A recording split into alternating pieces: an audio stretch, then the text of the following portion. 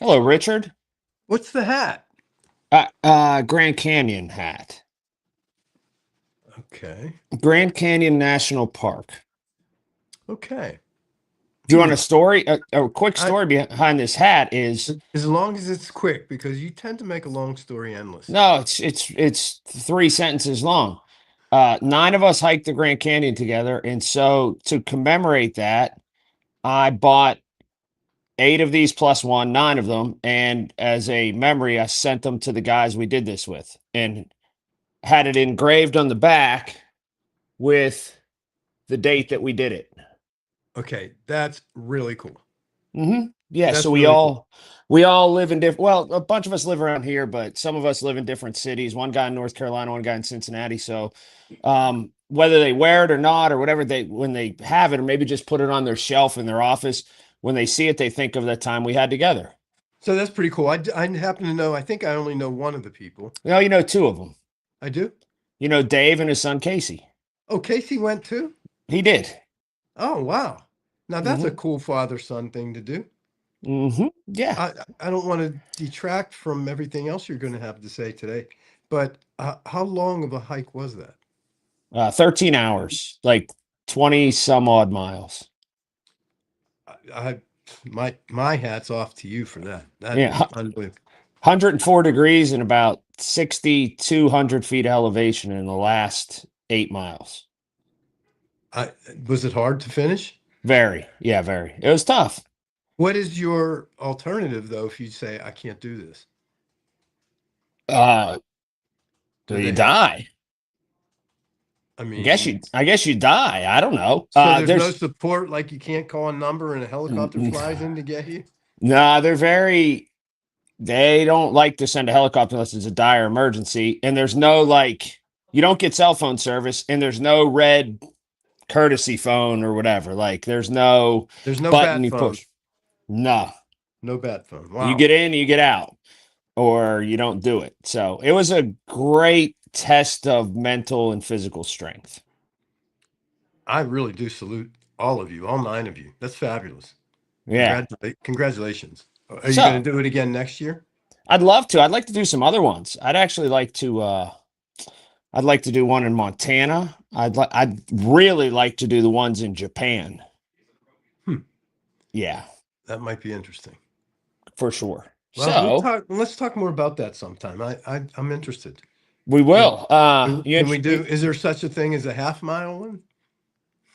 No, because it's built like well, you could go down and then go back up, I guess, but it's built like a bathtub to where once you get there, you got to get out. Oh boy! hmm Wow. Again, congratulations. That was a great time. What about the Steelers making moves? Big moves. Big moves. Not surprising. You know the thing is, I sent you something this morning. Did you receive it? I did. I saw it, and people are down on Minka, and I think like rightly so. He hadn't made splash plays. He hadn't been the guy who was the big time like difference maker that he had been.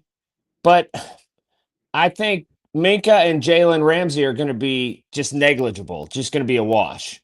I'm actually more surprised, or I'm actually more excited about John Smith. Yeah, I like him too.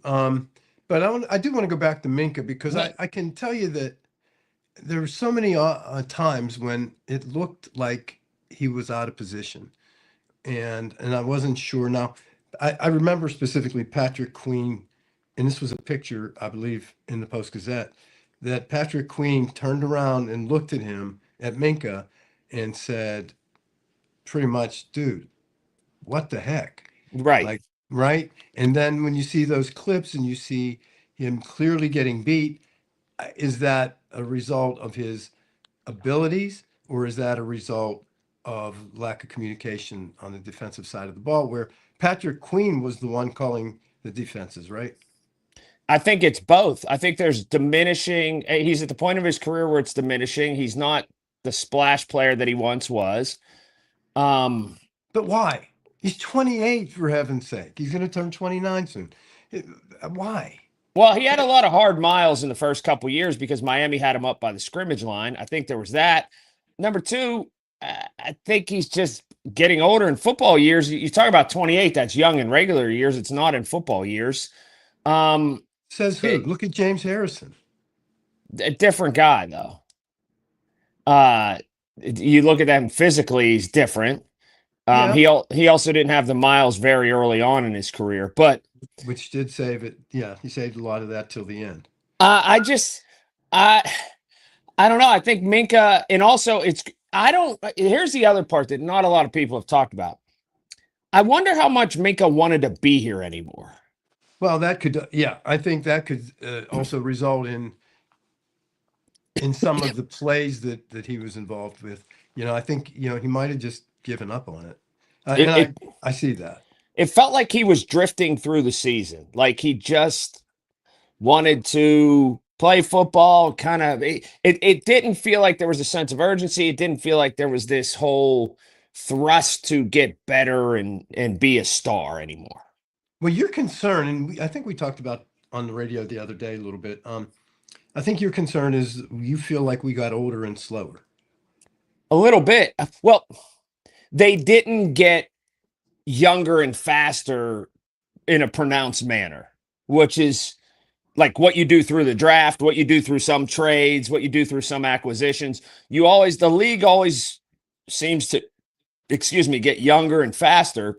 And the Steelers, they got the oldest defense in the league. And also the most expensive.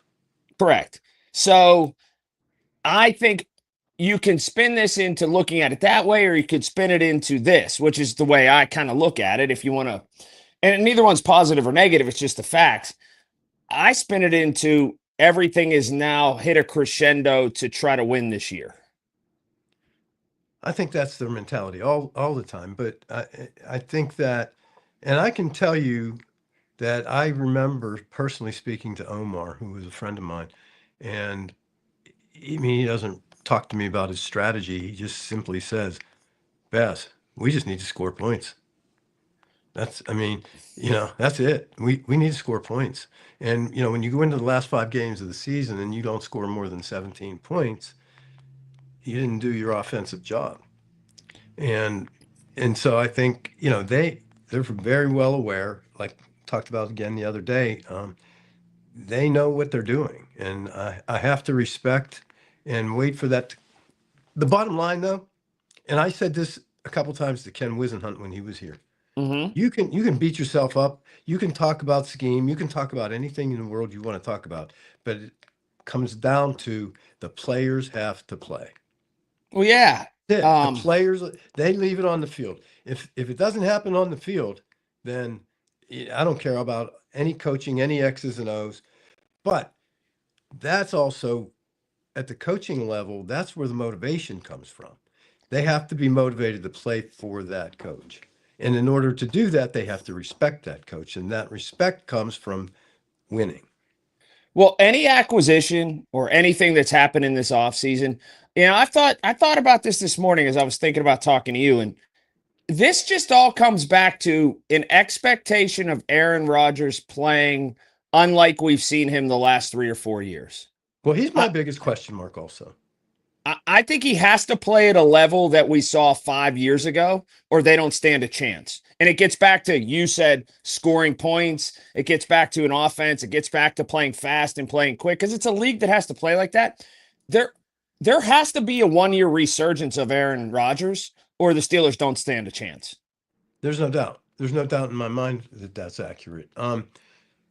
But he has the ability to do that, right? I mean, he definitely has the ability to do that. Um, on the positive side of Aaron Rodgers, I mean, his potential to be great is here. What bridges the gap between potential and reality? And that's physicality, really.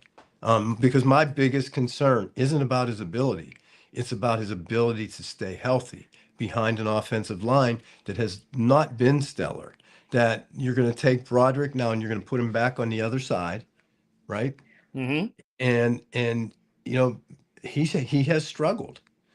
Um, his consistency has struggled. Now you take him and make him a left tackle again, which is where he's comfortable. And you don't really have a model of success. I mean, you have signs of greatness with him, but he draws a lot of penalties too, right? Yeah, he hasn't. When you took Broderick Jones and you thought, okay, this is the He's second coming, he's immediately going to walk in and from day one, he's yeah. going to be a guy that like plays like an all pro. He's noticeable. He moves people and he locks down a whole side of the offensive line. That hasn't necessarily happened. It hasn't, but again, the ability, the potential for that to happen with him is there. And I think that's why Mike sticks with him because he sees that. He sees that this guy can be a game changer, and he can. And I love his offensive line. I just really think they can play. Our center, I think he's going to be, a Mike Webster. He's going to be that kind of a guy. So, I think we have the ingredients. We just have to mix it all together because it's like baking a cake. If you forget one ingredient, it doesn't kind of come out okay. Yeah, I do think it's going to be interesting to see how Metcalf plays. It also is going to be interesting to see how much those two, uh, Rogers and Metcalf, are just kind of like mercenaries and just drop in here for 1 year, try to do everything that they can, and they're not really building for the future at all. And in a way, I'm okay with that. Just try to win as many games as you can right now. Yeah, Metcalf, at 34 million, makes him, the highest paid person we have on that side of the ball, I believe. I think he's got the ability. I like the fact that he and Aaron Rodgers have been bonding together, and trying to develop that chemistry, because that's really what it is. When you look to the left and your guy's going to be there, you look to the right, he's going to be there, and then you don't even have to look to the right. It's automatic. And Rodgers, the ability side of Aaron Rodgers is that his positive is addresses directly our negative. Right.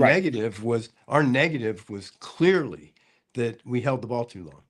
Okay. That was the one thing that just killed us. Now, was that coverage? Was it a receiver?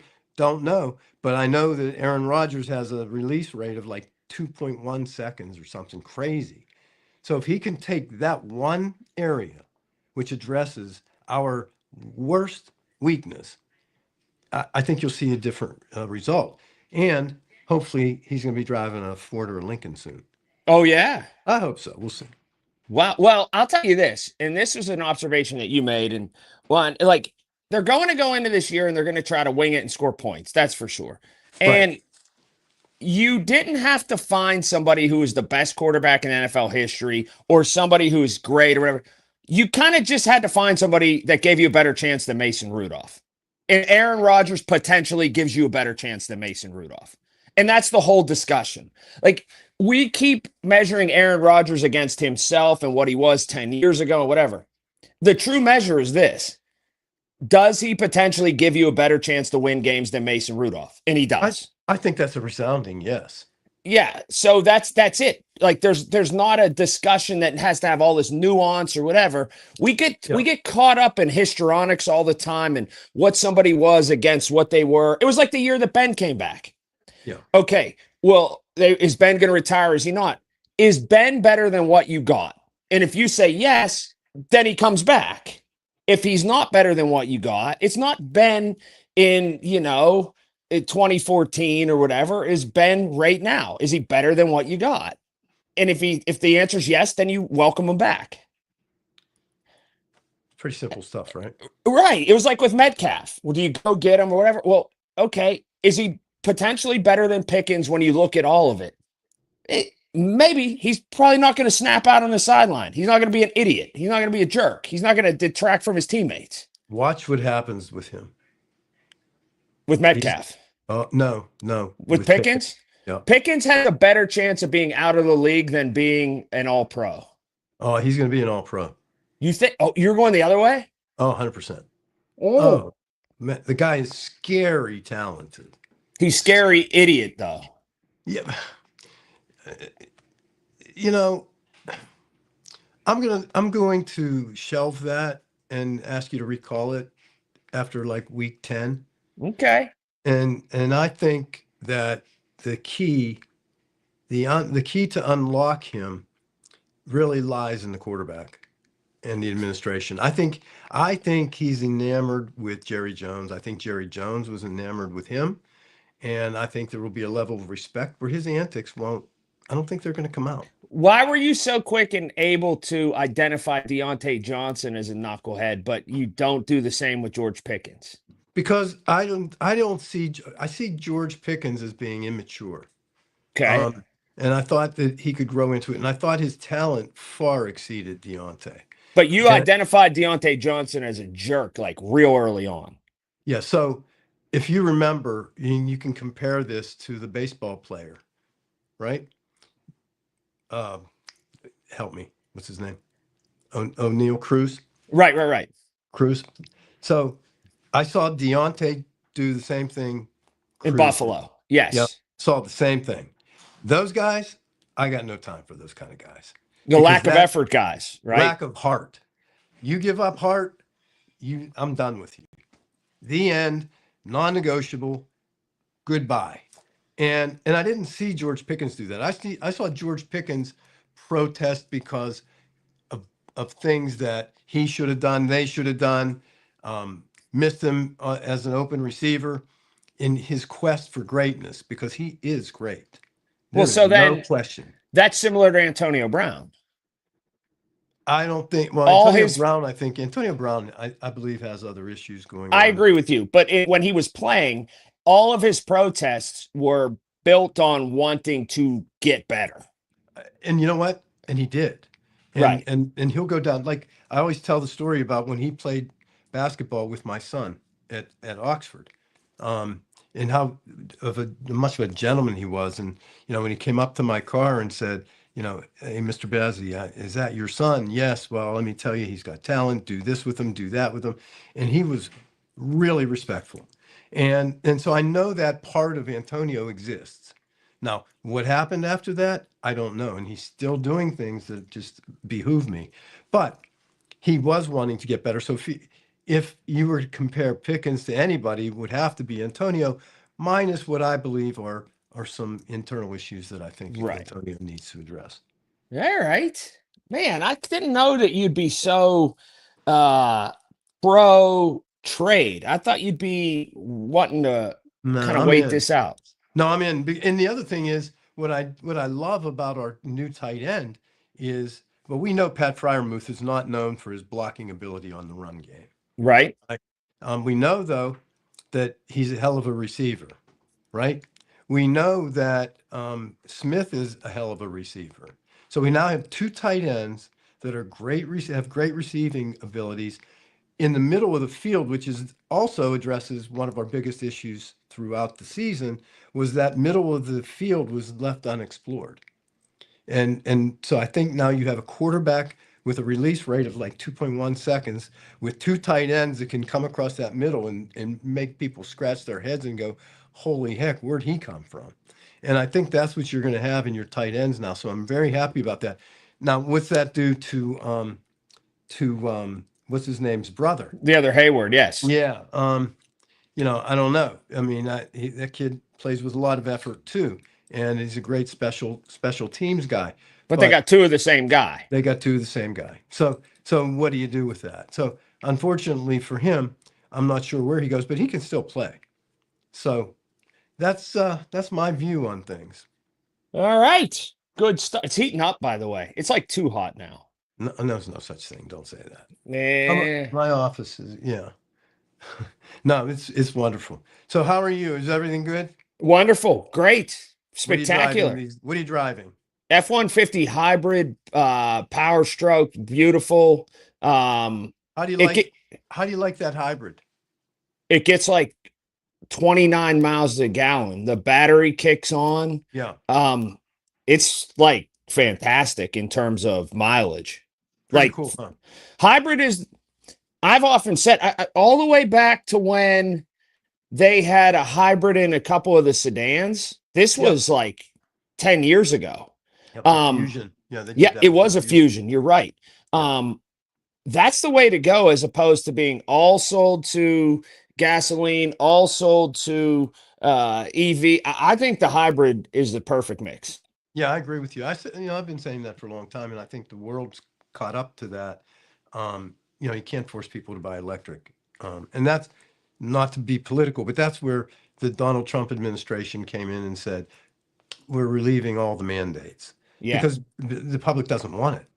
So, if I want to drive electric, I'll drive electric, but don't tell me in 10 years I don't have a choice anymore. I don't. Electric has a place for people that have a finite amount of miles they're driving each week and they know it. And it's a smaller radius, I think. Well, I mean, it actually is a very cool experience to drive an electric vehicle. Oh, It's it's very, insane. yeah, I it's mean, very, the Mach-E is like, yeah, it's crazy.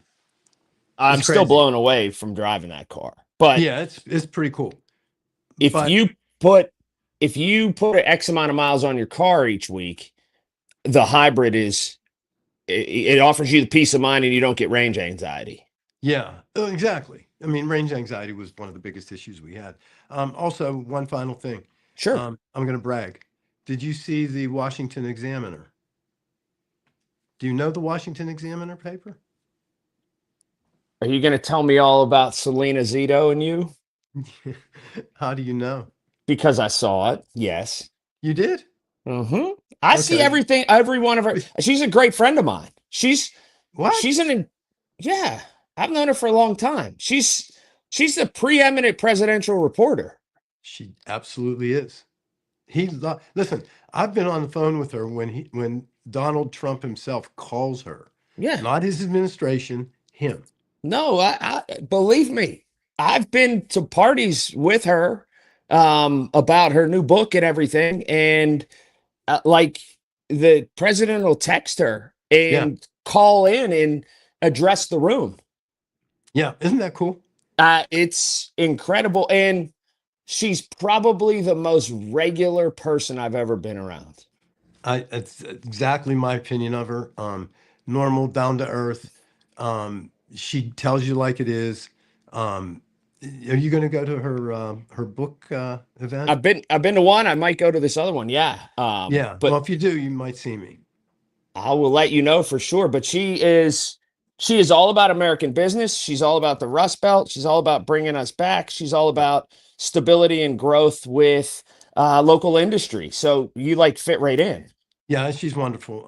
And the way she writes, it's a style It's also a that, lost art because people don't want to put in the time anymore. oh, she does. She puts the time in, and she is.